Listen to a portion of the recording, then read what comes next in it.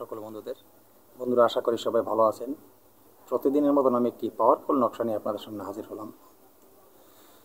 তো বন্ধুরা, আজকে যে নকশাটি নিয়ে আপনাদের সামনে হাজির হলাম, এই নকশাটি কিসের জন্য? এই নকশাটি হলো আমাদের সমাজের ভিতরে এখন এই বিশেষ করে ইউটিউব চ্যানেল থেকেই অনেক তান্ত্রিক বেরিয়ে গেছে। তো শুধু অকারণে এই তন্ত্র মন্ত্র যন্ত্র প্রয়োগ করে মানুষের তো উপকার করতে পারে না, বরং ক্ষতি করে। তো এই ধরনের জাদু টোনা বান যদি কারো উপরে প্রয়োগ করে থাকে কোনো তান্ত্রিক, সেই জাদু টোনা বান থেকে আপনি মুক্তি পাবেন আজকের এই যে দেওয়া যন্ত্রটি। এই যন্ত্রটি আমার বলা নিয়ম মতো যদি আপনি প্রয়োগ করেন, আপনি এই বান মারা বা নজর লাগা থেকে আপনি মুক্তি পেয়ে যাবেন। তো বন্ধুরা, আমি এই যন্ত্রটা নিয়ে আজকে আলোচনা করব। যন্ত্রটি আপনারা কিভাবে প্রয়োগ করবেন সেটা বলবো। তার আগে সকল বন্ধুদের কাছে আমার একটা রিকোয়েস্ট, আমার চ্যানেল অলৌকিক শক্তি চ্যানেলটি সাবস্ক্রাইব করে পাশে থাকা বেল আইকনটি বাজিয়ে নোটিফিকেশন অন করে দিবেন, যাতে আমি কোনো নতুন ভিডিও আপলোড করার সাথে সাথে সবার আগে আপনার কাছে চলে যায়। তো বন্ধুরা, আমি আরেকটি কথা বলি।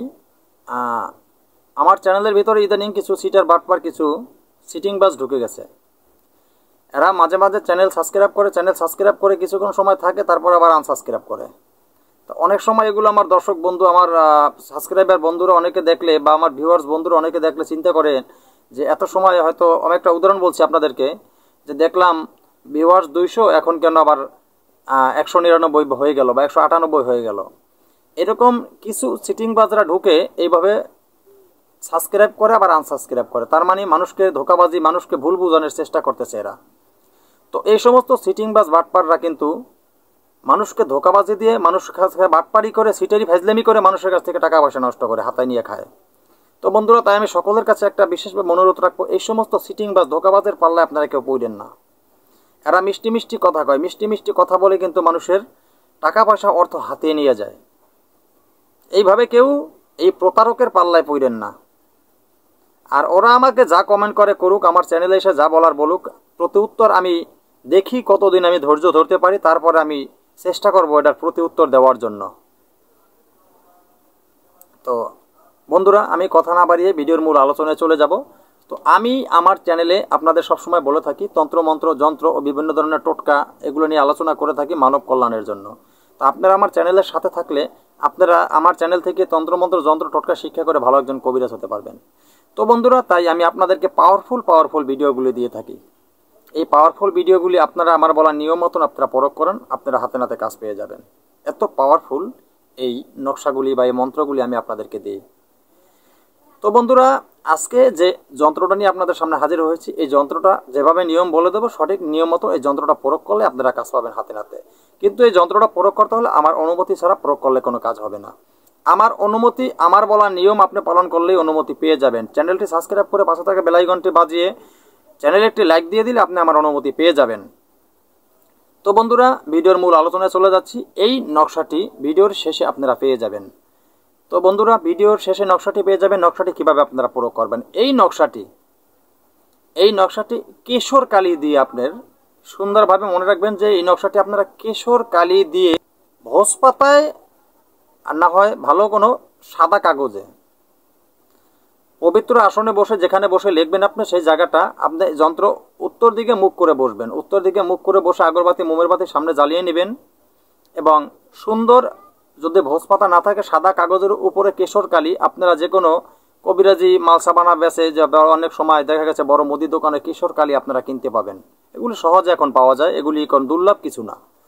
সেই কেশর কালি সংগ্রহ করে এনে ডালিম গাছের ডাল ডুবিয়ে, ডালিম গাছের ডালের 8 আঙ্গুল পরিমাণ ডাল কেটে সেটাকে সরু করে কলম তৈরি করে নেবেন। সেই কলমের সাহায্যে এই নকশা আপনারা লিখবেন। সাদা কাগজের উপরে উত্তর দিকে মুখ করে পবিত্রভাবে আগরবাতি মোমের বাতি সামনে জ্বালিয়ে নেবেন, গোলাপ জল ছিটিয়ে নেবেন এবং নিজে পরিষ্কার কাপড় পরে উজু করে বসবেন সুন্দরভাবে। অপরিষ্কারভাবে বসলে কিন্তু কাজ হবে না। তারপরে এই যন্ত্র অঙ্কন করবেন। এই যন্ত্র অঙ্কন করে সুন্দর করে একটি মাদলির ঠোলের ভিতরে ভরে নেবেন। মাদলির ঠোলের ভিতরে ভরে দিবেন। তো মাদলির ঠোলের ভিতর আপনি যে ভরে দিবেন, তো ভরে দিলে আপনি এই মাদলির মুখটা আপনি কখনো গরম মোম দিয়ে বন্ধ করবেন না, যে মোমের মাথায় আগুন জ্বালিয়ে। যেমন আপনারা যদি মোমের মাথায়, আমি আপনাদেরকে বোঝানোর জন্য আমি দেখিয়ে দিচ্ছি,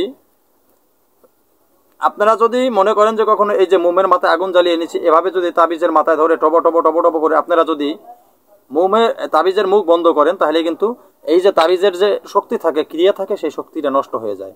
এইভাবে বন্ধ করবেন না। কাঁচা মোম বাজার থেকে কিনে আনবেন, আর যদি কাঁচা মোম না থাকে তাহলে আপনারা মাটি গুঁড়া করে সেই মাটি সরষের তেল দিয়ে মিশ্রণ করে শক্ত করে তাবিজের মুখ বন্ধ করে দিবেন। তো সেই তাবিজটা ওই রুগীর পুরুষ হলে হয়তো গলায়, না হলে ডান হাতে পরিয়ে দেবেন, মহিলা হলে বাম হাতে বা গলায় পরিয়ে দেবেন। আর করবেন কি, আরেকটি লিখবেন, আরেকটি লেখে সেটাকে আপনি চীনা মাটিতে বা সাদা কাগজে লেখেন, সাদা কাগজে আরেকটি লেখে কিশোর কালি দিয়ে সেটাকে আপনি সুন্দর করে এক গ্লাস পানি নিয়ে পানিতে ধৌত করে আপনি ওই রুগীকে পান করাবেন।